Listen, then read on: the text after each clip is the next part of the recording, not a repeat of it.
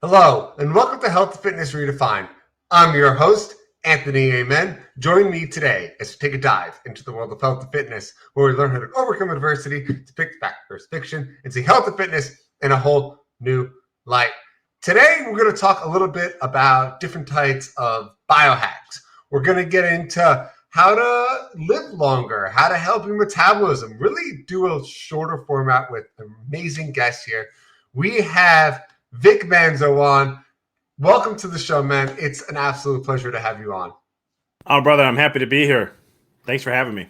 I'm really excited to do this. I was talking to you a little pre-show saying how we do a lot of overly digested talk about a topic for 45 straight minutes. So I'm really kind of excited to do that quicker tip format because that's kind of where I've been segueing anyway. But I want to first learn a little bit about yourself and kind of how you got started into the health and fitness world. Yeah, the journey, it's all because of my mom. My mom's been a fitness instructor, 37 years? She still does it, 38 years now. And it's one of those things where she was a model of what I thought health was. You know, I see her working out and eating right, taking supplements, doing all this stuff. And she was always in great shape. And people would comment about that. And she always had energy. And so that was kind of like an interest to me. But growing up, I was always called a husky kid. My mom's like, "You're a husky kid." And there was actually a pair of, I remember going to go to the store with her and get jeans. And she's like, "No, these are the husky." They'll literally say husky on there. And I was like, I had no idea what that meant, but it didn't seem good to me. And then she would always say like I had a natural belly, which who knows what that is. I mean, now as I'm older, I had an over curvature in my lower back that made my stomach stick out. But it was one of those things where, having those things, I was like, what the heck? So by 13 years old, I was like, Mom, I'm done with this. I want to have a six pack. Show me how to get a six pack. I seen all the magazines, all the guys with six packs. I'm like, that's what I want. I want a six pack. So she's like, well, you have to exercise. She told me all this stuff. I started working out, just doing push-ups and sit-ups and body weight. And by the time I was a freshman in high school, I had a little bit of a six pack, and it was kind of cool. So 16 years old, I started going, well, how can I go deeper into this? So I started studying more nutrition, want to understand what to eat, why to eat certain things, and all this kind of stuff. And that kind of led me into the health and fitness aspect of things. But it wasn't until I was 19 years old where that whole model wasn't working for me, because my whole life I was conditioned exercise, eating right, and supplements is health.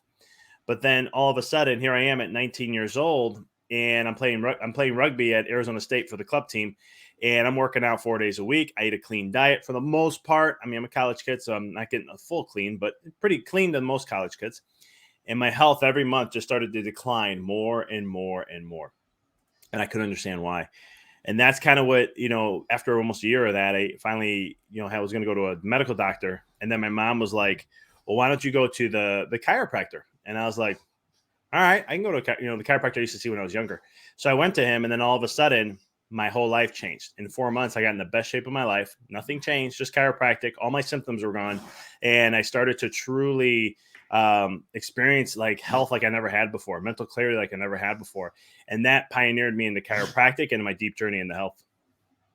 Nice. What was it about the chiropractic side of it? Was it manipulation of the spine that was helping out, or was it just constant checkups? What was that key? It was both. I mean, because they check and see what I had going on, what I needed. But like when I went to him, I found out I had scoliosis, and he's like, "You can't play rugby anymore," which that was devastating. Because I had a really good brotherhood with the guys I played with, and so with that, it was one of those things where it was just literally getting my nervous system to get back to communicating and getting information properly to my brain and body, so I can adapt better to my environment.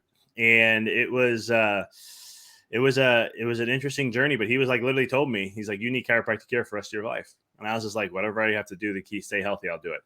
And so that was my journey. And it's been like that since. I've been under care for almost 20 years now. It'll be in June. That's awesome, man. And what has your practice been like for yourself? Have you taken that same philosophy as the one that you were seeing as a kid, or have you branched out into your own kind of field? I've done both. So I was very holistic in my approach because I love nutrition. So I had such a deep background in it. So it was like, I can utilize things for specific, conditions like in chronic illnesses or chronic conditions and so forth. But at the same token, when I was in chiropractic school, I also studied energy medicine and energy healing because not in the school, but outside of it, because I wanted to understand the depths of healing. And so with that, I took an energetic approach to what I do also to help with, like, how does emotions that get stored in the body create havoc on our body? How does, they call it cellular memory, or, different certain things that need to be released? Or how about just mindset or beliefs, right? Beliefs change our DNA. So understanding these principles and studying those kind of things, that started to have me shift gears and look at things more like, because in chiropractic, we say that what causes this thing that we go look for to adjust, called a subluxation, it's when the body has too much stimuli, too much stimulus going on. And when it's more than what the body can handle, the subluxation will create. It's like a default protection. But 80% of those are caused by mental, emotional stimuli or stressors. And so when we have those kind of things, it's looking at them, what's overloading the body so much to do that. And, look at today, in today's world, what we've been going through, it's just even more hectic. But it's those things that, looking at it from an energetic standpoint, like, okay, well, how can I help patients see things in a different perspective or shift a perspective? And so that all of a sudden they don't go down the same rabbit hole. They can shift out of that negative, because we can, if someone's, let's say something happened, let's say COVID, everyone had a story with that. And it's one of those things where we can look at that and we can get really down into the lower vibes, lower energy, and that's going to bring our energy down. I mean, research shows one negative thought lowers our immune system. And so it's the concepts, and how do you flip that script? And that's kind of where my energy side came in to approach that. So we had, you have the nutrition side and the so forth. We had the chiropractic. We had the, I guess you want to call it emotional, but I just call it energetic side. So I would come from those three areas to really, what are the things we have to look at the individual to bring an environment to help support their body to thrive. And that's kind of the practice I had that I focused on. That's awesome. That's kind of an all-in-one type of approach, where I guess the same thing would be having not just a fitness program, but adding the nutrition side of it to it, going little quick tips to help with your relationships, because everything on all of that is connected, and making sure that you continue on a healthier, better fitness program with what we do. So that's amazing that you do that. I kind of want to start with the first thing you said, because I feel like personally, it's something that even people like me who exercise a lot, eat pretty good, hits you, and that's mental clarity. So, what's the biggest thing you've learned to help those to kind of help with mental clarity and really get yourself feeling more energetic, as opposed to turning to 10 cups of coffee a day, like maybe some people do, aka myself? It's very common to have people, coffee is the go-to, right? So there's a couple things. I mean, one is how's your nervous system functioning? Because that's everything. We live our life through our nervous system. So imagine that because if you have something called a subluxation, which is the term that we use, and that's to keep it simple. The real definition of that means you're expressing less consciousness or expressing less light to the body or to the world. But the aspects of that is I kind of break it down a little, because again, the audience, I always like to speak in way my audience is. So I'll share that's one side, but the other side is just, it's a miscommunication in the nervous system that causes nerve interference. And so when you have that subluxation, you're stuck in stress. You're stuck in stress. Your nervous system, the part of your nervous system is called the sympathetic, which is known as the fight, flight, or freeze. That part you're going to be stuck in that in some way, shape, or form. Now, in the beginning, you're not going to notice much. You're not going to have symptoms. They take a while to show up. But if you're stuck in stress over a period of time, adding everything else you have with your life, that's going to cause a lot of a congestion, in other words. So if you have a lot of stress and the brain's dealing with a lot of stress, it gets overwhelmed. Eventually, the systems that kind of keep things clearing out are going to be able to clear out as well. This is your lymphatic system. So when that starts to happen, then all of a sudden you can have mental fog, lack of mental clarity, right? Even memory can start to go here. So they say, oh, I'm getting older because my memory's going back, so I'm getting older. That's not true. Research shows that, memory is all about working memory, and it has nothing to do with age at all. And so that's the first part that helped me out massively, because when I was at 19, man, I remember having mental fog like crazy. I sleep, no matter how many hours I slept, I couldn't clear it. And I didn't do caffeine. Growing up in an Italian household, you think I would have had espresso often. I didn't drink coffee until I was in chiropractic school. But it was one of those things where there's that. The second, though, is what we're talking about, coffee, right? Now, coffee isn't bad. I love the research. I have a lot of friends in the chiropractic realm who are big into studying, like in research, and it's always like every year there's pros for coffee and then there's the negatives for coffee. And I always laugh at this because I'm like, it's one of the most heavily researched things, and it's the most split down the middle, 50-50, is it good or bad for you? But Eggs. but it's the thing what I teach and what I share is what's the quality of coffee you're drinking, because that's going to be the biggest component to it. It's not, coffee. Somebody say, well, caffeine's bad. Coffee increases cortisol and affects the adrenals. And now they're like, oh, new research shows it stunts blood flow to the brain. And I'm just going, okay, then why do some people get, better acuity when they drink coffee versus those who don't? Why do people this? Again, I always go back to my roots. I'm Italian. In Italian culture, we follow the 3 C's: carbs, cigarettes, and coffee. You think in this day and age, they'll stop smoking. And coffee is always around. My dad is from Italy, so he will have coffee in the morning and he'll have a cup at night. It's caffeinated, and he will sleep. I want to do a sleep study on him because I'm like, I just want you to, I wear one of the Aura rings, and I'm like, I just want to throw that on you and see if you actually sleep. I really want to prove. And I bet you any money he does. And I'll be like, what the heck? So that goes against all the studies that they show. But again, it comes back to the quality of coffee, because coffee is one of the most heavily pesticide sprayed crops. And so, like, I won't mention any brand names, but it's one of those things where some of the big chains that people go to a lot, it's not organic. So if it's not organic, you're getting all that in there. Now, that's why people sometimes when they have coffee, they'll have like, oh, I get heart palpitations. I can't have coffee. Or my stomach gets upset. I can't have coffee. That's not true. And I've tested it in my own office when I used to have patients tell me that. I'm like, I used to have coffee in my office because eventually over time, patients of mine were like, what coffee do you use? And I was like, after a while, I was like, if I bring it in here, would you guys get it? Because I'll supply it here, and I won't charge much at all for it. I just want to, cover my expense. And like, we'll do it. So long story short, they go have that coffee, no stomach, no stomach issues, no heart palpitations, no jitters. So it comes back to the quality of the coffee, which is you want to make sure that it is organic. You want to make sure it's single origin. If you want to go a little more specific, you want to make sure it's wet hauled versus dry hauled. The wet hauled just means they use water to rinse it, to clean everything off, and then they let it dry. With the dry haul, they just break it up and then they just let it sit in the sun. Wet haul is more expensive because there's extra processing to it. Those alone. Now, if you want to go one step further, you want to have independent, verified, mycotoxin-free coffee, because roasting process doesn't kill it all. But when you do those things, then that coffee actually will be beneficial to you, and it will help with that.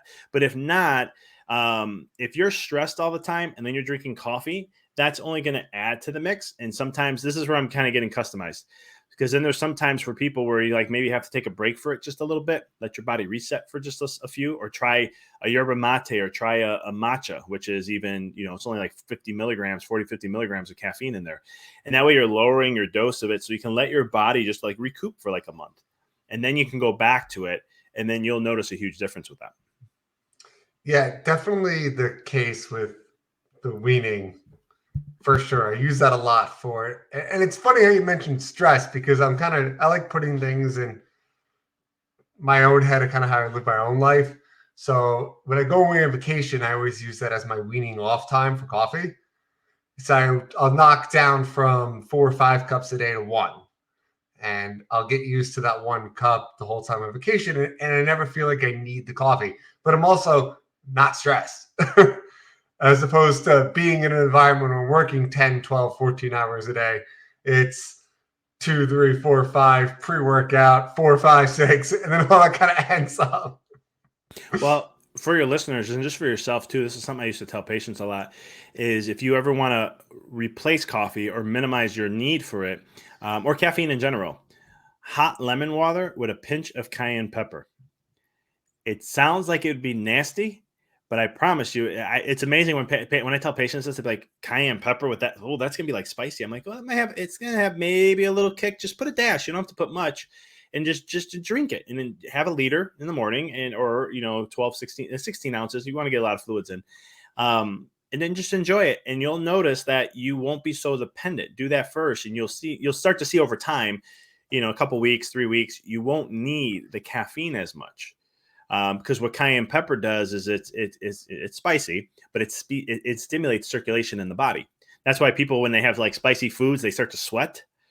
You can feel your whole body getting warm. That's circulating the energy and circulating the blood flow throughout the body. So that usually can be a way of waking up. And then that way you start to alert the body, and you're like, hey, I don't need coffee. And this is one of the things I would use when I had a patient one time had 12 to 16 shots of espresso per day. I looked and I said, are you trying to kill yourself? And they're like, well, I have to have it. I have my first 4 to 6 in the morning. At lunch, I have this much. And then mid-afternoon, he works long days. He's in the restaurant industry. And he's like, and then at night, I have to have that to keep me up for the rest of the night. And I look and I go, brother, we need to change this immediately. And so he's like, I can't live without it. So I said, listen, do this. And let's see if we can slowly bring it down. Let's say 12, let's go to 11. Let's just go with baby steps. 1 month later, he was half of where he was. A year later, he doesn't drink. He only drinks coffee when he wants to now, not because he needs to. That's awesome. And I'm going to add a little, just kind of what I hear in my realm all the time is coffee's great. And kind of everything you said, I'm not going to sit here and really dive into, but stop going to these big chains and asking for a latte with 3 cups of sugar, 25 milks, and some extra whipped cream on top, because that's just going to make what we're doing in the gym way harder. And a black coffee, like I drink it, is 0 calories. So please go ahead if you're going to have coffee and you don't want to get into the whole like single origin and really stress about that. If you're having something, I'd rather have black coffee as a simple first step, or maybe just half a packet of sugar to start with, as opposed to going and get these lattes, macchiatos, and no joke, some of these things get up to be like 500, 600 calories. It's insane. And that's what you're getting from one drink. Even a skinny latte is like 250. Crazy. So just a little noteworthy. I liked the spicy food thing you mentioned. And I think that should be our next topic, because it's something that I added into my life back when I was 16 years old. And it's because I was heavy sufferer from allergies, and you can kind of hear it now because fall ragweed. I struggle with congestion. So in my eyes, I didn't like spicy food, but spicy food was the only thing that cleared me up. So over time, I just got used to eating more and more and more and more and more. And it would just, for that relief of half an hour to an hour of right afterwards, we blow your nose and you're like, wow, what a new feeling. So is there anything other benefits to spicy foods besides what we mentioned already? Yeah, I mean, spicy foods in general, there's something called capsaicin in there, and that is a very high potent vitamin C. So sometimes I think it's a red bell pepper, if I'm not mistaken, has more vitamin C than an orange. I mean, there's a lot of, and that's not spicy. So there's those benefits with it. But even when you have stuff like sinus, I used to have sinus infections 4 times a year when I was in high school. One of the things that you can do, again, we talked about lemon and cayenne pepper. Throw a little honey in there. Honey is a superfood. People all know about this already, but what they don't know is that actually honey has all the pollen in your local area. So like, here's an example. My wife and I just moved to Tennessee. I rarely get sinus infections. It happens every 2 to 3 years now. And in May, my wife and I both got a sinus infection. I remember I was cutting the grass and there was clover in our backyard and it had all the flowers, and I was just getting irritated. And I'm like, what the heck? I'm like, I don't have allergies. I don't get allergies. And so we both had sinus infections for about 4 or 5 days. And I looked and I go, crap, it's the change of season. This is in Tennessee. We've never been here before. Our body has never been exposed to this. So here's the beautiful power of nature. What we did is we went to a farmer's market, got local honey that was like literally a town over from us. And we just started having that every single day. And it cleared up in 4 or 5 days. I haven't had an issue since. My wife hasn't had an issue. We're in the fall season, perfectly fine, no issues whatsoever. So honey is really good has that program. It also has the natural antibiotic properties to clear out the sinuses, which is kind of cool. You don't want to put honey up there. You just drink it and it'll take care of itself. So I said that one time and someone's like, so put honey up my nose. I'm like, no, please do not put honey up your nose. That is not what I'm saying. But yeah, peppers are phenomenal in that realm. For circulatory benefits, for when you're nasally, as you know, I mean, it's great to really just cleanse your sinuses. And that's pretty much the big health benefits that I know off the top of my head. That's why I incorporate them. I grow a ton of peppers every year in my backyard. Literally, I have to eat like 8 to 12. I have to eat about 12 to 15 peppers right now every 2 to 3 days just to keep up with my crops, my harvesting that I'm doing right now. So yeah, I love peppers and they're You're lucky, phenomenal. man. I had gardening is my huge hobby. And this year, with the 80 hours a week of work and the giant drought we went through here, everything died. Just burnt. Totally dead. I But know how you feel. otherwise, I'd be there. I didn't think my peppers were going to harvest the way they did. It was like very slow. The crops weren't growing like we used to see in Chicago. And I'm like, are we even going to get any peppers? And then finally there was like a break in the heat. And we had rain for like 2 weeks. We didn't have rain for like 3 weeks. And then all of a sudden, and we watered every day, but there's a difference between rainwater versus chlorinated water from a hose. And then all of a sudden we had like 2 weeks of some wet weather and everything flourished. And I was like, okay, this is looking green. It's looking healthy again. I'm like, I think we're going to get some peppers. And then it was like another like 3 to 4 weeks later, all of a sudden, like I have serranos, which I love planting because you get so many just from one plant. Habaneros is another one. You get so many from one plant. Those are like usually my go-to, and so forth. But it's it's fun. I love gardening. It's a whole other passion I could talk about. Yeah, that'll be another podcast time. But anyway, we're gonna hop into the second half of this. We're gonna start talking about those two topics we brought up initially, which is longevity and metabolism, certain quick tips to kind of help that, and biohacks, as the new slang is with those. So we're gonna take a quick break for a sponsor, guys. So stay tuned, and we'll be right back. For us, we know what it's like to feel unhealthy, depressed, and downright defeated. We want to show others there is a right way, and through fitness, you can do anything you set your mind to. Fitness can give you that motivation, confidence, energy you need to bridge that mental gap and prevent you from missing important life events. We understand it's about feeling better, living longer, and being good examples for our kids. We understand this because we live it. And for us, that's the redefined difference.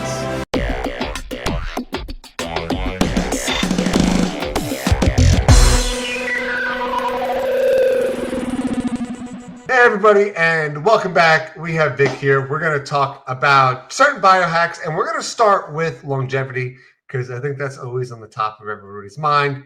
And I guess the best way to just kind of segue into this is for the second time ever, the longevity or lifespan of humans has gone down. There's a big relation to obesity, which was the first time around, which has really brought it down. And then COVID hit, and now they're saying that because of COVID, it's gone down even further. But cardiovascular disease has still killed more people than anything. So that's always the best place to start. It's most of the time preventable. So besides helping cure obesity, is there anything else that we could do to help us live longer? Or is that just the answer? No, there's a lot of things, but the thing is why, when you look at obesity, well, everyone goes, obesity is the thing. And yeah, Americans, what are we, over 40% now, if I'm not mistaken? I think 42, 43. Yeah, I haven't high. read I know it hit above 40, but in an overweight's like 70%. So when you look at that, the reason what that's so detrimental to everything is because of is what people are starting to have more and more of is insulin resistance. And once you understand and start to see it from insulin and seeing it from an insulin resistance perspective, you will start to understand why we're seeing such a rise. And this is not the main cause of it all, but it's a big portion of a lot of these. We see infertility on the rise, not just in females, but in males. We see males having more low testosterone early in life. I mean, now it's very common to see in the early 30s. You're seeing all these hormonal imbalances in women with PCOS and all that. I'm not saying it's all from insulin resistance. Birth control and stuff like that play a role. But then we get into the cardiovascular, the diabetes. We get into cancer, specific cancers, and so forth. And when you start to see it, it's just this massive mounting thing.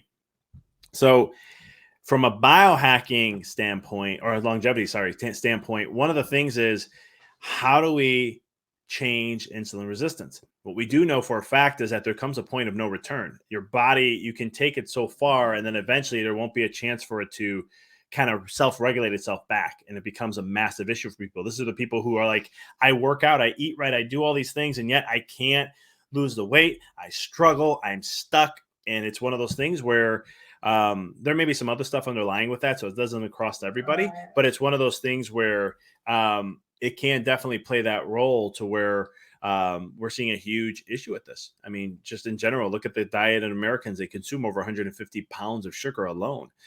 So when it comes to longevity, though, right? Chiropractors, I remember when I was in chiropractic school, we said that lifespan is going to start to decline. This was I graduated 12 years ago, last month. So 12 years ago, we were already saying lifespan is going to decrease. Everyone thought we were crazy. Now, this is like you brought it up. It has happened. It already declined before COVID came. So why is that happening? Well, because you can't keep people on medications. People are dying earlier. What that means is they're starting to die at 58, not 60, but they don't die until 76, if that makes sense. So it's one of those things where it's kind of that perspective where you look at, that's going to be the factor with that. Now, longevity is real simple to understand. One is, how do you slow down the replication of your genes? Your DNA is like, it's a blueprint, and I want you to think of it like a picture. And if you have a picture, what your DNA does is, when you need proteins to be created, it takes a photocopy of it, and all of a sudden, now here's the new imprint, and now it can go ahead and produce. Now, would you agree that the first photocopy that you do versus the thousandth is going to have a little bit of a difference of a look? Yeah. Right? Because you're not copying from the original every time. You're copying from that copy, and it just continues to do that. So we want to be able to slow that down. That's what we call premature aging. We could slow the aging process down. So then we want to look at, well, what speed things up to have us go down that route? I said before, chiropractic. I know I get into chiropractic a lot, but it does, again, if you have a nervous system that's revving and stuck in that sympathetic mode, that speeds things up. I used to teach it as the gas pedal mode. So it's just going to continue to rev the body to break things down faster. The second is going to be your exposure then to free radicals. Free radicals are, it's known as oxidative stress, but it's one of those things where these are these little molecules in the body that come from we create them ourselves. And what it'll do is it creates damage in the body in some way, shape, or form. It affects our cells. It affects our DNA in ways. And they're just like there's like these molecules that went rogue. And so our body has a way of removing them. You've heard of antioxidants before. That's kind of what they do. But how are we intaking antioxidants in our body every single day? And then what are the mechanisms that the body naturally does, right? Like, for example, I'm big into fasting. I'm a huge person about fasting. You're in the fitness world. I have people who I had a doc in my office at one point, and he can never get past 100, was 176. He wanted to be 176 pounds. And he says, I've always been stuck at 167. I looked at him and I said, I want you to fast. He goes, that goes against every principle. I said, it does, but I'm like, you have to understand the hormone effects that what we're going to be focusing on. I said, if I can get you to do it right, you'll put on the weight. And he just looked at me like I was crazy. And I said, just trust me on this. You've been doing it all the other ways. You've been following every advice, but you did the protein thing, you did the carb thing, you did the calorie up increase. You've probably done all those things. He's like, yeah, I have. I was like, just do the fasting.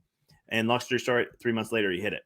But it's one of those things where fasting is such, if you fast or just do a calorie restricted diet by 30%, like let's say if you restrict your calories by 30%, you will extend your life by 30%. That's what the research shows, right? So what we know about life right now is that the less we eat, the healthier and the longer we live. And the reason why is what we're doing in society today is that we are eating so much, 3 times a day, 5 times a day, 6 times a day, whatever you follow. you're never giving your digestive system a chance to repair itself. You're always having the body focus its energy on breaking down things rather than healing. And the less time you spend healing, the more time you have things breaking down. And so it's all about the catabolic stage of breaking down and the anabolic of building up. And so what we're doing is how do you keep that in a balance where you're breaking things down, but then you take a break to rebuild things back up. That is one of the keys to creating, again, 30%. You can extend your life by just doing that. But when you're able to practice fasting, that is one of the easiest things to do to correct the thing I shared earlier, insulin resistance. Now, when you start to correct your insulin resistance and all of a sudden weight comes off, body starts to repair, your risk factors for cardiovascular and cancer and all these things will start to dramatically decrease because you're letting the body repair itself. I'm like, fasting has always intrigued me, and I'm just going to start there because it's something that's heavily talked about. And I do like what you said, the body's kind of always in that breaking down food mode and not repairing itself. And the first thing that popped in my mind was sleep. And this is what I mean by it. For talking to a bunch of people I've talked to on this show, talking to a bunch of doctors, and basing it in my own research, eating late at night isn't bad for you, period. But for your gastrointestinal purposes, especially if you suffer from any kind of, I'm totally having a mind fart but you know what I mean, gastrointestinal issues, whatever. There are complications from eating late at night and then going to bed. And the biggest thing that you said about having your body heal itself and to help with your quality of sleep, it's actually more beneficial to eat earlier in the day, giving your body time to digest before bed, giving it a good solid 4 or 5 hours, going to sleep, adding that extra 8 hours, and then all of a sudden you fasted for over 13 hours. And now you're giving your body time to repair itself in order to have a big breakfast. Because especially with what we see as far as performance goes, and you can kind of add to this, those who don't eat before working out suffer. And I don't care if you're somebody that tells me that, not me, I'm different. And then we push you to the same workout, full, not full. There's always a difference. It's unbelievable. The people that I'm throwing up, the number one reason is I didn't eat before I came in today. And they have too much acidity in their stomach and they end up puking because they're nauseous. So is that related, or is that kind of just its own separate entity? Yes to both. I know that's a great answer. Because you're bringing up a great point. Like, we shouldn't eat roughly. I mean, again, it depends what time you go to sleep at night, but you don't want, like you said, about 4 or 5 hours before you go to bed, you don't want to eat anymore. If you do eat late at night, what ends up happening is you disrupt the detox systems in the body. The first one that starts is your gallbladder, and that's at 10:45 roughly. If you're consuming something, then the body can't do its natural repair mechanisms that it does at night. And so now the detoxing, the cleansing processes that it normally does, it goes from the gallbladder. I think the kidneys or spleen. I think kidneys are not. I can't remember which one's which, but I know liver's at the end. And what you'll end up doing is disrupting that whole cycle, so they don't go through the full process that they do. This will mess with your sleep. I've tested so many. I've been studying my sleep since 2010 and hacking it and all that stuff since then. And one thing I know is if I eat past 6:30, 7 o'clock at night, I go to bed. If I eat at 7 o'clock, I push myself to sleep around 10:30. That's like the latest because I get up at 4:35 every morning. And it's one of those things where I'll look at my deep sleep, not there. My REM won't be as great. And I'm like, it's because I ate last night. And my heart rate will take forever to drop. My HRV readings will be not as high as they normally are. And that's just from having a meal. And it's not like I had a bad meal. I eat 100% organic. And usually I'll eat, if I'm eating something at night, and if it's not dinner, it'll be just maybe a nice little snack on something with a salad. It's not like it's heavy, but it's just because I ate, it disrupted the normal cycles. When it comes to that, there was another question. I know there's 2 parts to this question that you had. It was does the sleep in the performance side.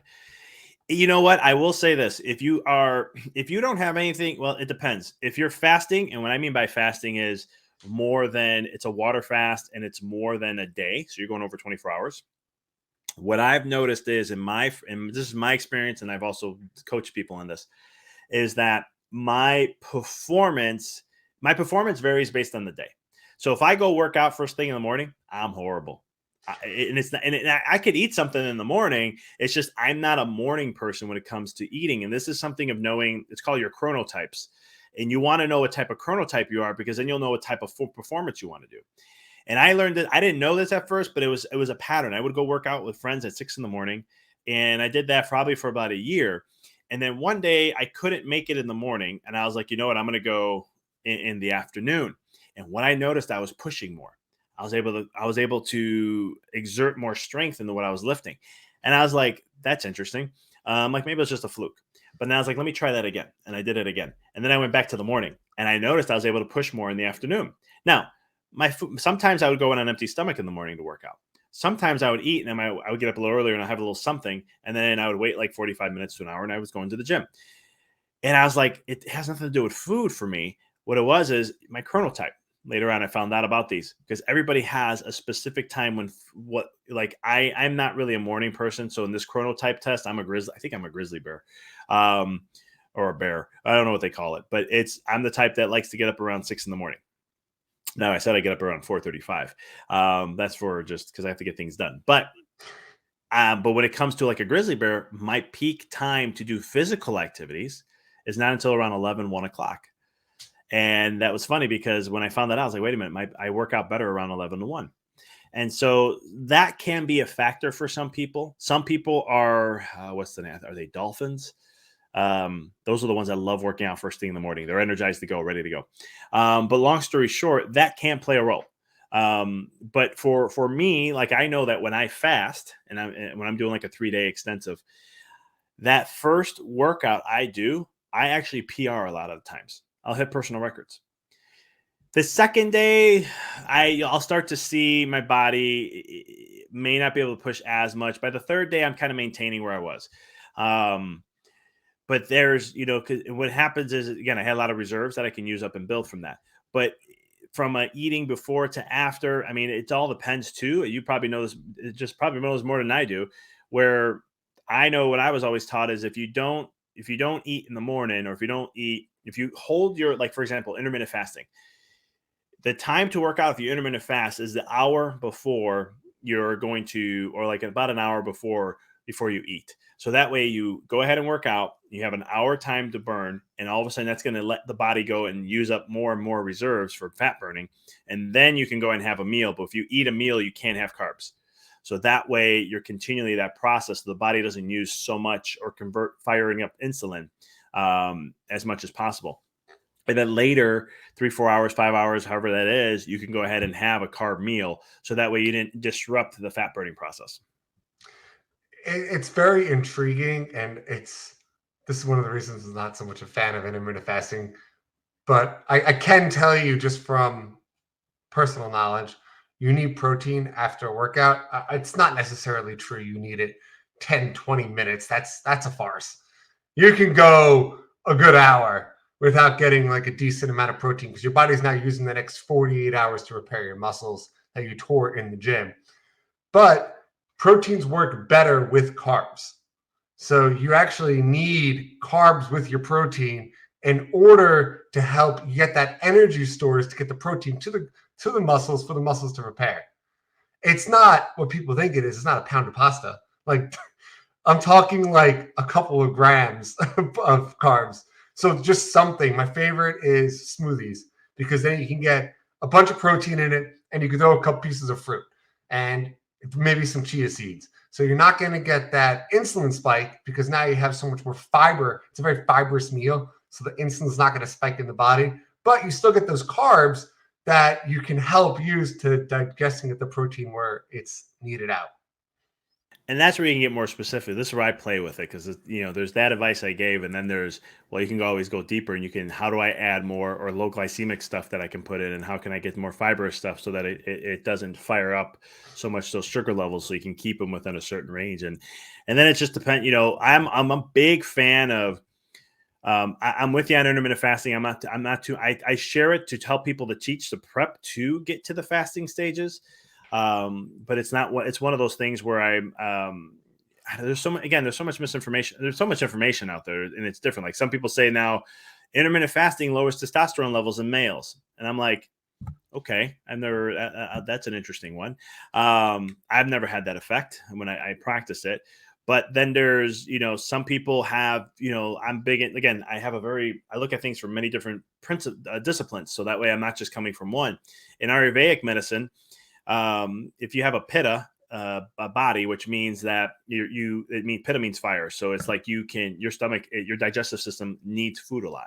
Like for me, I used to do a lot of extensive 5 to 7 day fasts, and which were great. I liked them, but what I started to notice is after like day 3, 4, I could just tell my body wasn't like it normally was, and it was weird. And then I started going back to my old stuff, and I found out that a pitta body should not fast for no more than 3 days, because we're fire, so we need to keep the fire going. I can And tell so you that's me. Freaking 4 or 5,000 calories a day. Fasting, I'd be dead. I'd be in a corner somewhere buried like in the backyard, because I go 12 hours without eating and I'm just keeled over and no energy. My body's shutting down. My blood sugar 0. And but this relates like kind of what I'm talking about. Like depends where your metabolism, depends what your BMR is. And I didn't mean to cut you off, but it's just like there's so much more into it based upon just every individual. Like my body burns 4 to 5,000 calories a day, so that's almost double what's someone else is burning. So I can't go 24, 48 hours fasting, whereas they might be able to. I need to go half that, and I'm still burning just as many calories at rest because I'm burning so much more. your body, you can help your body adapt to it though, because like I was like you at one point where I think my BMR average is like 3,000 or something like that, and that's just to keep me where I'm at. But at the same token, it's how do we? Your body will produce what it needs. It will recycle things up to use what it needs to, because then there comes a point where now, like I practice rotational fasting, so I'll do a 24 here, like once or twice a week. I'll do a 24, and every 30 to 60 days, I'll do a 3-day. And it's one of those things where I do it more for spiritual purposes than I do for health, because you want to talk about mental clarity, you'll get deep mental clarity, but you have to do it right too, because a lot of us, a majority of people, their metabolism is carb adaptive, so that it's used to having glucose, in other words, instead of being fat adaptive, where it can go ahead and it can use fat as a primary source of fuel if it needed to, and then utilize that to go and assimilate what it needs. And when carbs come, it can take it and use it, and then it can go back. So what you want to get to, and this is where I'm at, is what you call a flexible adaptive metabolism, because then when I can fast on the dime, so if I choose today to be like, I had some this morning, but if I didn't eat this morning, I can be like, I'm going to fast for 3 days. And my wife can't stand that, because I'll just look at her and be like, I'm going to fast for 3 days. And she's like, seriously? I'm like, it's just the time. I'm ready to do it. And I'll be perfectly fine. And you'll think I had like 5 cups of coffee in about 12 hours, because my energy levels start to skyrocket, because I'm focusing on that healing, the recycling of the body, and going back to that kind of that longevity side we were talking about. Because even this is another reason why fasting is critical is, I don't know if you're familiar with telomeres. Yeah, a little bit. Right. They're like the chromosomes are at the end of the chromosome. There's a lot of research into this now where they look and say, wow, the length of your telomeres determine like kind of your longevity of your life. Well, what they found out is even people with short telomeres, they extended through the process of fasting, which is fascinating. You're changing something from an aspect genetically that said before you couldn't do, and now all of a sudden with fasting you can. From a bodybuilding size, from just muscle. Why did that one doc I was working with be able to help put on 10 pounds that he couldn't do before in 3 months? When you fast for 3 days, your growth hormone increases by over 300%. Now, I know you know this, where growth hormone is something that is building block for the body. It's a healing hormone for the body. It's also a building block for the body. And so that will help to accelerate the growth aspect, right? It's like turning on a switch. We're going to go anabolic. We're full anabolic now. So then the body's going ahead and it's now in an anabolic stage of growth. And that's why you can see more like for myself, I mean, when I do it, my muscles will look a little bit more, well, because I'm fasting. So the inflammation's decreasing. My body's recycling all that out. My rings get loose on me. And it's just like, wow, all this little micro inflammation that I totally didn't even think of is happening just through that process. Yeah, I kind of want to try, and I know this is a little crazy, but because I'm a big believer in two things, and this is why I did 2 solo episodes on them: fiber and protein. Like my two biggest, you need them. Stop pantsing around. You don't need enough. So, what if you took a fasting approach, but did it where you were still getting your RDA amount of protein, but you took the total caloric side down to it? And what I mean, so for example, where all you did was you broke down, let's say I need 200 grams of protein throughout the day. So I divide that up by 4 meals, and that brings you down to 50 grams. And I just have I don't know, 50-gram protein shake with a gram of carbs in it. Do that 4 times. So that brings my total calories down to about 1,500 to 2,000, which is 3,000 less than what I normally eat. Is that considered that same type of fasting where I'm still getting that same amount of protein, or is it strictly just nothing? No, because here's the problem. When you take protein, 58% of that's going to have an insulin response. So it's going to break your fast. You can do what's called, so there's 2 things you can do. This is something that I started out with when I started doing 5 to 7 day fasts, is you can do a bone broth fast, but you're not going to What? get Oh, bone broth. bone broth fast, where all you do is you just drink bone broth. And what that does, and why I like this, is why I used to recommend for patients that they never fasted, is the reason why bone broth is a good start is because you're still getting protein, you're getting good fats into the body, and there's a lot of minerals and nutrients in there, and so you're still getting something, and your calories are going to go up a little bit, but at the same token, you're giving your body a chance to rest, and you're not taking any carbs whatsoever. So it allows the body to try to start learning how to break down fats and be more efficient with it. It's not like your body can't break down fats and use it for energy. We all can. It's just, what's the more dominant, aspect to your metabolism? Which one is it, focus on, because of how we conditioned it? And you can flip the script and become fat adaptive. Your heart loves fat. Your brain loves fat. Everyone thinks that just because the brain, the primary source of energy is glucose. It is. But when you can use it from a fat perspective, it's just more when it creates ketones and stuff. And this is getting into ketone. I'm not into the keto diet, but putting your body in a state of ketosis, or utilizing, creating ketone bodies in some way, shape, or form, the brain loves that. And the reason why that is when you have someone has a concussion or a traumatic brain injury, the first thing that gets released into the brain is ketones, because it's healing. So that's biohacking right there alone. But it's one of those things where you can do a bone broth fast, or you can do what's called a mimic fast, or what that is research has shown that you can still get some of the same benefits of fasting with a 500 or less calorie diet.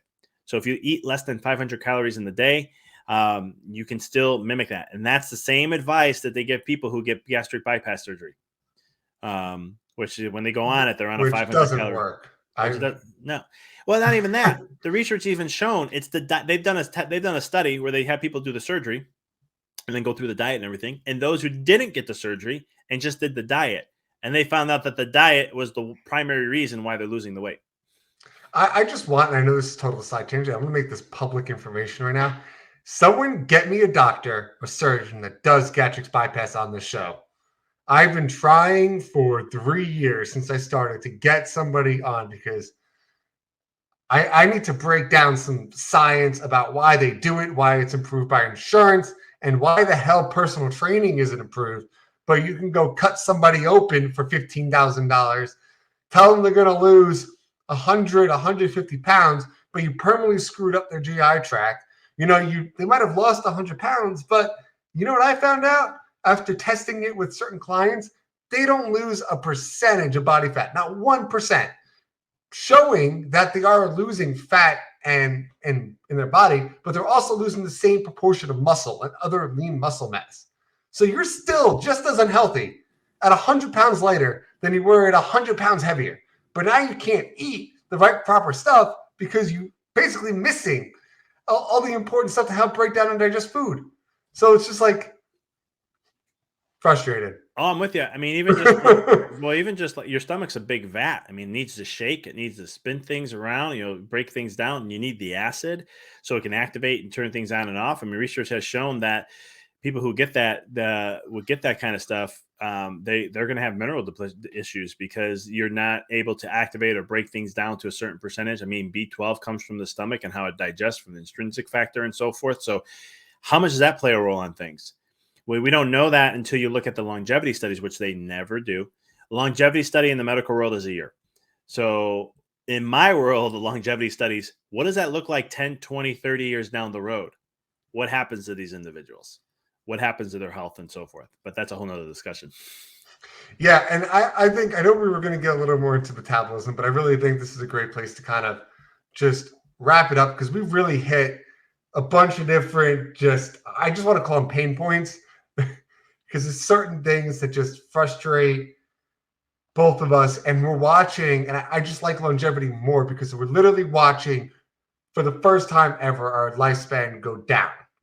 We took thousands of years of improvement, thousands of years of us working to get our lifespan up from like the teens to the 20s, the 30s, 40s, 50s, 60s, get it all the way up to the 70s, get it right in your 80s, and then we're just going right back down the other way on the flip side. So it's just, we need to start being together. And I loved one of the things you said earlier in the show. It kind of just like hit home. Yeah, we're living to our 70s, but we're dying at a younger age in our 50s because we're so heavily reliant on medication, and we're not performing like we were in our 40s. It's going to come in our 50s. I see 40-year-olds that look horrible. And it's just like, when are you going to take control of your health and not be on a laundry list of medication for most of which is preventable, and half of the medication you're just taking because it's helping the side effects of the first half. So it's that cycle that gets me all riled up. So thank you for that. But I want to ask you the final two questions I ask everybody. The first one is, if you were to summarize this episode in 1 or 2 sentences, what would be your take-home message? Ooh, it's a good one. We talked about a lot of different things. I'll stick it to longevity. Longevity, when you look at that from a perspective, how can you slowing down your mind, balancing your nervous system, and then how can you, we didn't get onto this topic, but focusing on antioxidants and having a more antioxidant rich diet, because when you can reduce the free radicals in your body, you're going to be able to create more longevity. It creates better mitochondrial health, keeps the mitochondrial healthy. Those are the little powerhouses in your cells that, like for example, like Alzheimer's, that's because of poor mitochondrial health in the brain that leads to that down the road. So these are things that can really be huge for you. So I'll leave it. I know I brought a couple of new things into there, but it's kind of the little quick summary. We should just do another episode. Yeah. That's just the summary of that one. And then the second question, the easiest of all, how can people find you, get a hold of you, give us all the good stuff? Yeah. So I'm my website, healthbydrvic.com. You can check it out there. I have a bunch of criteria on there. I do a podcast on there. You can see I got a book on free ebook on just like the science of fasting, breaking down some studies that I was kind of sharing some of those, and how to implement, when you're doing it wrong, when you're doing it right, because so many people are doing it wrong. And then you can find me on social media. I'm on Facebook, Instagram, LinkedIn, and TikTok. Most of the handles are just Dr. Vic Manzo. My only one that's different is LinkedIn. It's Dr. Manzo. Love it. Thank you, Dr. Manzo. I appreciate coming on, and thank you for joining us on this week's episode of Health and Fitness Redefined. Don't forget, hit that subscribe button and join us next week as we dive deeper into this ever-changing field. And remember, fitness is medicine. Until next time.